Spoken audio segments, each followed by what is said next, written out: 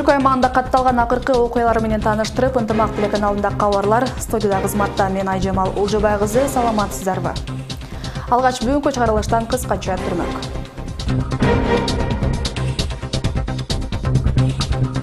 Баткендик жарандын унаасынан 15 килограммдан ашуун баңгизат табылды. Шектүү жаран убактылуу кармоочу жайда. Баткендеги борбордук базар жөнгө салынат. Азыр иретке келтирүү иштери кызуу жүрүүдө. Кыргызстандын экономикасы жылдагы салыштырмалуу 5%га өстү. Бул бюджеттин кирешеси 135 миллиард сомду, чыгашасы 141 миллиард сомду түзөт дегендик. Ооганстандын борборунда жарылуу катталды. Андан 7 адам каза болуп, дагы 7 ар кандай жаракаттарды алган.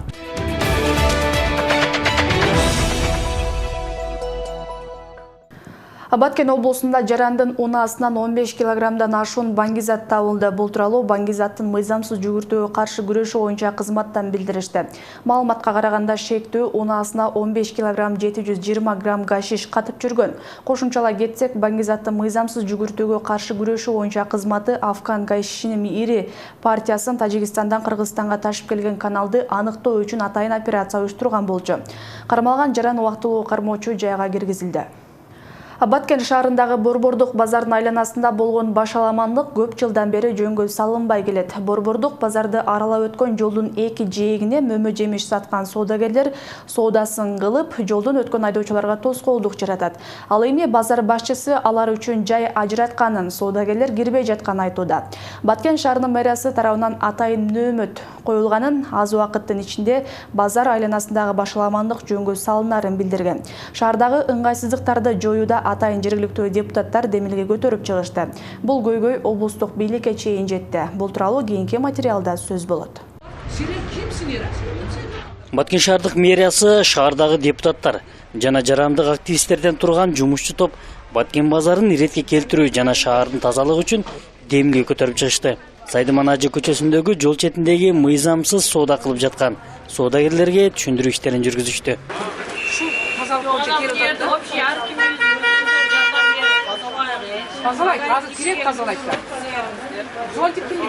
Жол боюндагы дүкөндөрдөн азык түлүктөрүн сыртка чыгарып саткан соодагерлердин аракетин шаар тургундары колдобой турганын айтышты.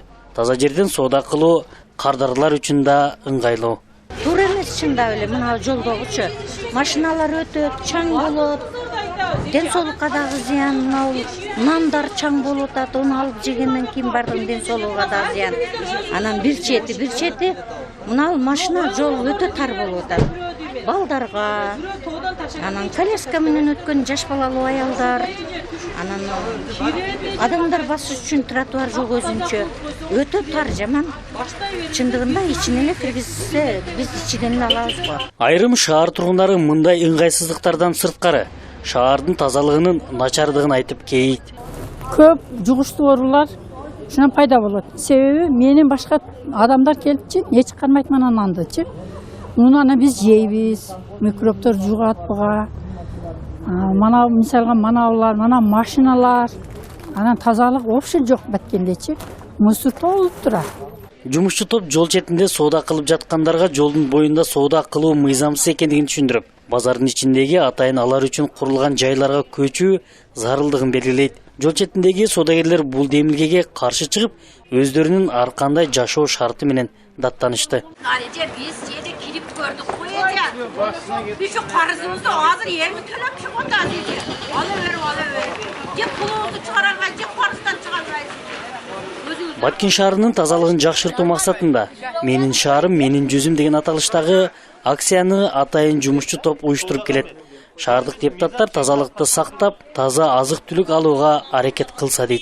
Бардыгы эле таза шаарда жашагысы келет, бардыгы эле таза азык түлүк сатып алгысы келет. Эгерде мисалы ушул жерге ушундай талкуулар болуп атат, жолго тосмо кылыш керек депчи. Бул жерге тосмо кылыш үчүн албетте ал бир белгилүү каражатты талап кылат. Ал каражатты сарптагандан көрө ар бир адам өзүбүз аң сезүүбүз менен түшүнүп эле, ар бирибиз өзүбүз ушундай соода кылган, мына базардын ичинде орундар бар, ал жерге кирип соода кылып баштасак, менимче биздин көчө бул өзүбүзгө эле кызмат кылып атпайбы? Ал эми Баткен борбордук базарынын жетекчилиги сыртта соода кылган жарандарга атайын жай ажыратып, шартты түзүп бергенин айтат. Бирок шаардык бийлик жолго чыгып кеткен соодагерлерди базар ичине киргизе албай келет дейт. Чилендер менен мен бир сөз менен бир нерсе менен губернаторга кирип калдым. Ушу жаңы келген экен, ушу губернатор. Кирип калдым, анан киргенде көп нерселерди, маселелерди айттык да, анан шондо мен айтып калдым. Сыдык отурат, мэрден келгенде, мэр өзү жок, сыдык бар. Анан мен айтып калдым. Жакшы эми четте чечип алайык дедим. Биздин жайга же отургула дедим. Киргиз дедим. Же мен жайымды башка бирөөгө берем дедим. Мен күндүгө 30 сомдон калып атам дедим. Десем губернатор айтты, киргиз деди.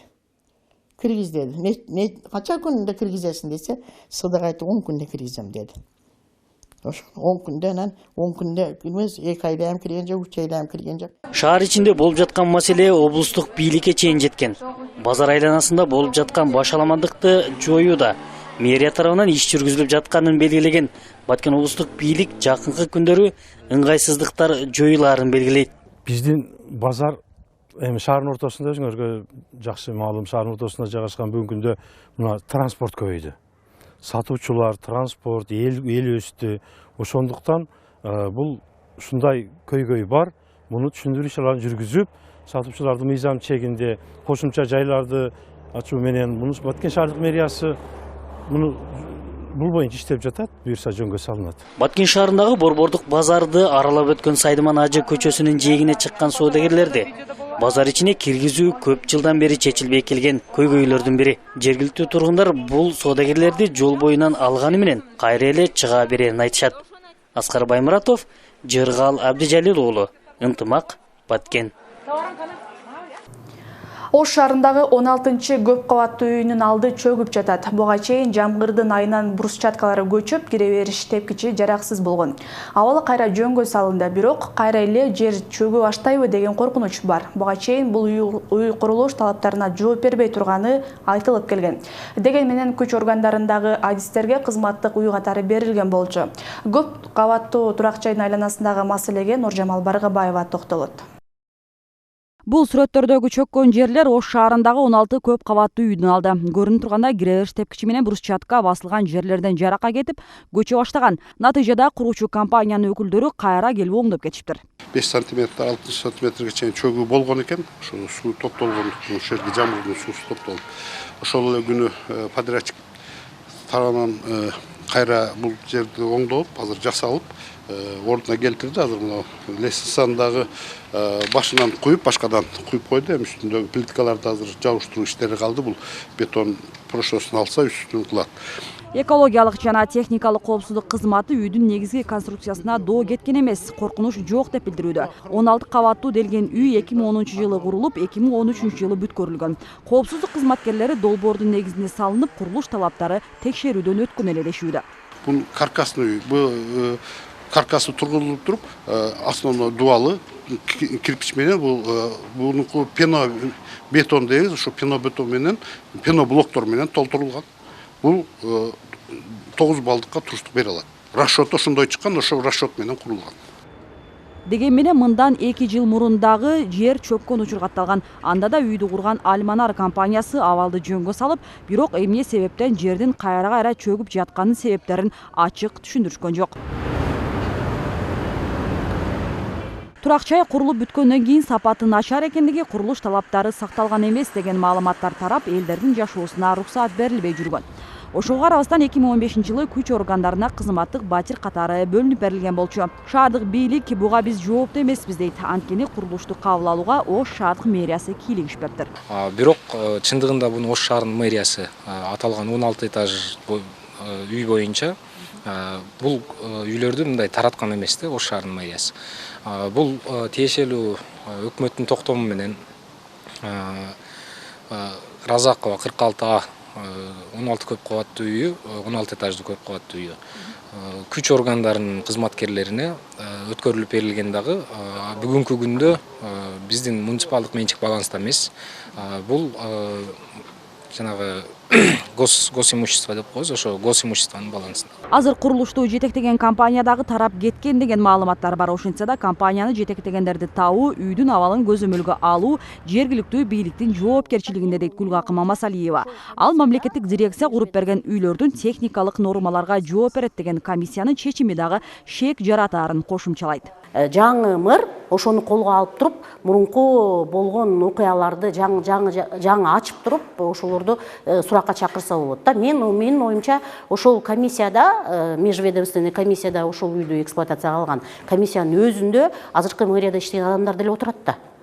Протоколдору бар жазылган. Болгон ситуациянын баарына мэрия контроль жүргүзүш керек. Контроль жүргүзүп жооп алыш керек. Жоопкерчиликти алыш керек. Ал эмне шаарда мына мен иштейм, мына мен иштебейм деген саясат болбойт да. Ош шаарында гана Кичи районунда мамлекеттик дирекция тарабынан салынган 2 көп кабаттуу үйдүн жертөлөлөрүндө да суу толуп, коркунуч жаралган. Мына ошондон кийин эле турак жайлар авариялык абалда деген тыянак чыгарылган болчу.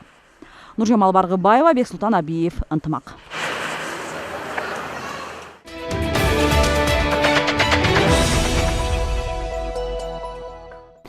Жалал Абад облусунун Чаткал районундагы Кайың суу орто мектеби авариялык абалда. Билим берүүчү мекеме мындан дээрлик 40 жыл мурда ашар жолу менен саздактуу жерге курулуп калган. Улам дубалы көчүп, чоң жаракалары пайда болгон мектепке өзгөчө кырдаалдар министрлиги тарабынан 2017 жылы окутууга жараксыз деген корутунду чыккан. Бирок ушул тапта авариялык мектепте балдарга билим берүү улантылууда. Теманы Жалал Абадтан кабарчыбыз Кабылбек Көчкөнбай уулу улантат. Чаткал районунун Камышкы айылындагы Кайың суу орто мектебинин имараты 1980-жылдары ашар жолу менен курулган. Ал саздактуу жерге курулуп калгандыктан 10 жылга жетпей имараттын арткы бөлүгү чөгүп, дуалдарынан жаракалар кете баштаган. Ал эми дуалды убактылуу тиреп койгон бетондор да жарактан чыгып, окуучулар үчүн кооптуу абал дагы күч алган. Бул мектепти кармамак түгүл өзү жыгылган аз эле калды. Анан жыл сайын мектепте айрым жерлердин биз жазгы ремонт учурунда көрсөтпөй колдон келишинче жаап эме кылабыз, бирок жылда биз байкашыбызча 1 жылдын ичинде айрыкча жазында кар эрип атканда бул жерлер бошоңдойт да, ошондо 1 сантиметрден 2 сантиметрге чейин ушундай баягы жарака болот. Мектеп эшиктин жанындагы дуалдар болсо таштап, эшиктер жабылбай баштайт. Мектептин авариялык абалына кошумча анын бөлмөлөрүнүн жетишсиздиги да көйгөй жаратып келет. Анткени 1 класстык бөлмө 3 максатта пайдаланыларын мектеп директорунун орун басары Ильязбек Нармырзаев айтып берди. Биздин кабинеттердин тардык маселеси бар да, бизде ошого карабай окуучуларга колдон келишинче шарт түзүп берүүгө аракет кылып атабыз. Мисалы үчүн мен өзүм директордун тарбиялык иштери боюнча орун басары болсом дагы бул информатика кабинетинде кабинет жоктугуна байланыштуу кошо отуруп турам. Бул жерде мындай компьютерлерди коюп окуучуларга атайын информатика сабагында көргөзмөлүүлүк үчүн бул эме болсо, андан бөлөк окуучулар баягы иримдер учурунда анан кошумча китеп окусу келген учурда бош убактарында келип атайын ушул кабинетке келип китеп окутуш үчүн мындай атайын китептерди жайгаштырып бергенбиз. Китепкана катары деп ушул бир жерде башкача айтканда 3 багытта бир эле кабинетти иш алып барышка туура келет. Кайың суу орто мектебинин имаратын өзгөчө кырдаалдар министрлигинин адистери 2017-жылы эле жараксыз деп тапкан.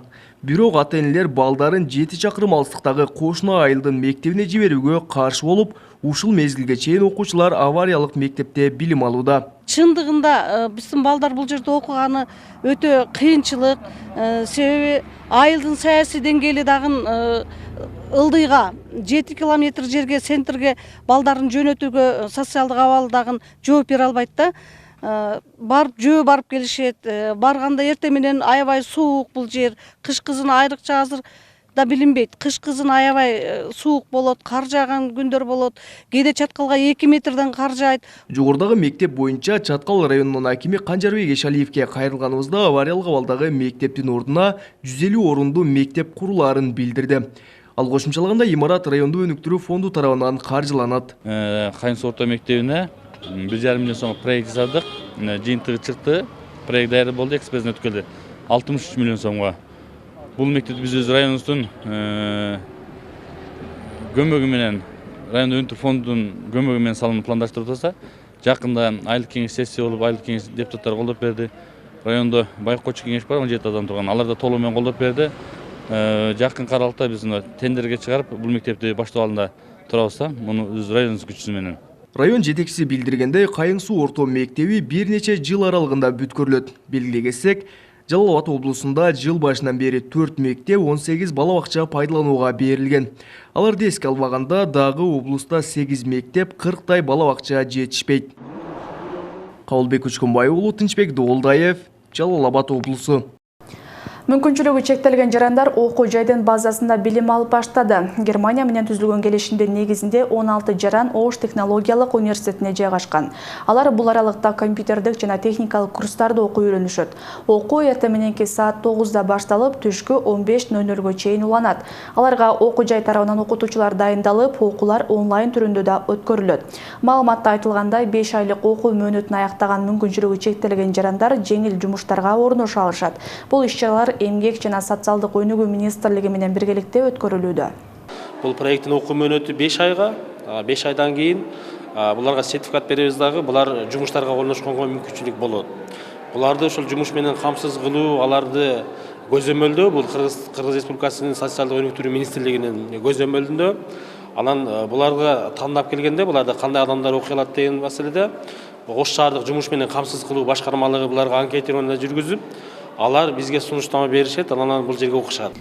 Кыргызстандын экономикасы кумтөр экенин кошпогондо 2018-жылы 103,5% түздү же мурдагы жылга салыштырмалуу 5,1%га өскөн. Бул тууралуу бүгүн 13 ноябрда парламент жыйынында премьер-министр Мухаммедкалый Абылгазиев билдирди. Өкмөт башчысынын айтымында бюджеттин кирешеси 135,5 миллиард сомду, чыгашасы 141,9 миллиард сомду түзгөн. 2018-жылы бюджеттин дефицити 1,2% түздү. Бул абдан жакшы көрсөткүч болду. Жалпысынан тартыштык 6,46 миллиард сом болуп, 2017-жылга салыштырганда 10,9 миллиард сомго же 3 эсеге азайган. 2017-жылы дефицит 17 миллиард 377 миллион сом болгон. Учурда Жогорку кеңеш 2018-жылы республикалык бюджеттин аткарылышы боюнча өкмөттүн отчетун угуп жатат.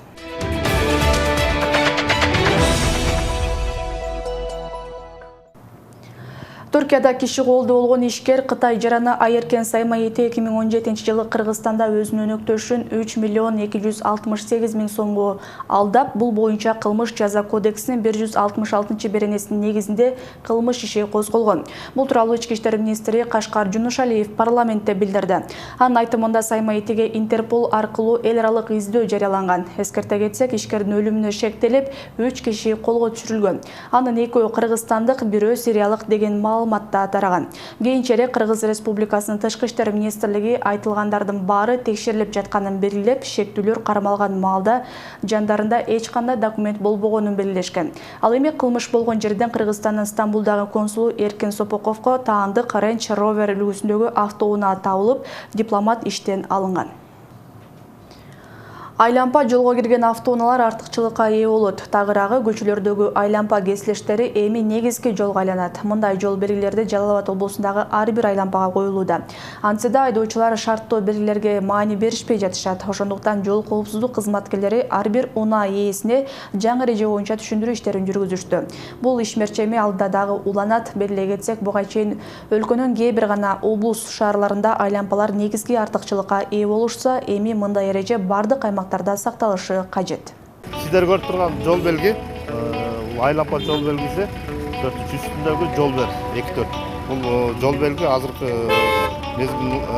мезгилдин талабына ылайык айлампага кирген автоунаалар артыкчылыкка ээ болот. Оң жактан келаткан, сол жактан 4 тарабына коюлат жолдун. Бул ким кайсы машина айлампага биринчи кирген болсо, ошол артыкча ээ болот жол белгиси. Ошон үчүн коюлат бар. АВЭП коомдук уюму уюштурган медресе жаштарын шыктандыруу долбоору Ош шаарында уланууда. Анда Кыргызстан мусулмандар дин башкармалыгынан өкүлдөр облустагы медреселерден окутуучулар Ош шаарындагы диний билим берүүчү бөлүмдөр менен таанышты. Мында билим алуучуларга түзүлгөн шарттар, окутуу системасы, жетишкендиктер жана алдыдагы пландоо иштер менен таанышып, ага улай эле тажрыйба алмашуу дагы каралган. АВЭП коомдук фондусу тарабынан уюштурулган кесиптик шыктарга үйрөтүү долбоорунун алкагында диний билим берүү окуу жайлары менен тажрыйба алмашуу максатында иш-чара өткөрүлдү. Ага Түштүк регионундагы медреселердин жана теология факультетиндеги окутуучулар, уюмдун өкүлдөрү катышууда. АВЭП коомдук фондунун жардамы менен уюштурулган бул саякатыбызда Biz окуу жайларга болгон окуу жай дегенде биз мамлекеттик деңгээлдеги окуу жайларга барып, кабар алып, ошол жерде студенттер менен таанышып, ал жерде кандай иш-чаралар өткөрүлүп атат, кантип өткөрүлүп атат, анан иш алып баруу тартиби кандай, документтерди кандай бир тартипте жүргүзөт, ошолорду көрүп, бир тажрыйба алмашсак. Мында дин башкармалыгынан жана облустан келген өкүлдөр, диний билим берүүчү мекемелердин окутуу системасы, өткөрүлүүчү сабактын ыкмалары, билим алуучуларга түзүлгөн шарттар менен таанышып, санариптештирүүнү да күчөтсөк дешет. Бул окутуучуларга жана студенттерге жакшы натыйжасын берет. Ошол долбоордун алкагында медресе жетекчилерин башка окуу жайлар менен жакындаштыруу, аны менен тажрыйба алмашып, ишмердүүлүктү жөнгө салуу, ошол эле учурда билим берүүнүн ыкмаларын, билим берүүнүн шыктарын дагы ошо арттырууну биз максат кылып турабыз. Аталган фонд жалпы 28 медресе менен иш алып барат. Анда мүмкүнчүлүгү чектелгендер да билим алышууда. Алар диний сабак менен гана чектелбестен кошумча курстар, тренингтерди да өтүшөт. Жалпы 1700дөн ашуун студент 8 кесиптин түрү боюнча билим алышууда. Алар жабдуулар жана техникалар менен камсыз болушкан. Долбоор медреседе жана теологияда окуган жаштарды жумуш менен камсыз кылуу максатын көздөйт. Биздин долбоор алкагында биз долбоорго ошондой жазганбыз, себеби азыр диний чөйрөдөгү эмеле бул дин мамлекеттен ажыратылгандыктан бул жерде бюджетке эч кандай акча каражат бөлүнбөйт да мамлекет тарабынан. Ошон үчүн булар балдарды окутуш үчүн мындай көптөгөн каражат талап кылынат. Анын үстүнө бул медреселерге өзүңүздөр билесиздер, баягы аз камсыздуу болгон үй бүлөлөрдүн балдары келип окуйт. Ошол себептен биз буну бекер окутканга кароо максатында ушул долбоорго киргизгенбиз. Өзүнчө бюджет бөлүнгөн биз тарабынан ушул анан бүгүнкү күндө ушуну окутуп келатабыз. Буга чейин Кыргызстан мусулмандарынын дин башкармалыгы менен АВЕП коомдук фондусу тарабынан медресе жаштарын кесиптик шыктарга окутуу долбоорунун алкагында 42 студент 1,5 ай бою эмерек жасоону үйрөнүп, сертификаттарга ээ болушкан. Мимоза Жаныбек кызы, Кымбатбек Абдисамат уулу, Ынтымак. Антон, yani 3 سنوات تنتهي وقارب في وسط الطريق. لا هناك ولا شيء. لن يتم الحفظ. تمام.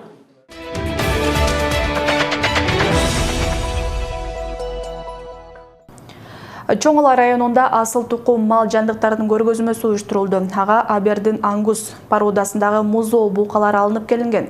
Булар Кыргызстандын шартына ылайыктуу эт багытында артыкчылыктуу. Маселен, 6 айлык бука музоолордун салмагы 200 килограммдан ашат. Ошондуктан дагы тест борбору тоолуу Чоңалайда эт багытындагы ишкерликти өнүктүрүү максатында бул иш-чараны уюштурушкан.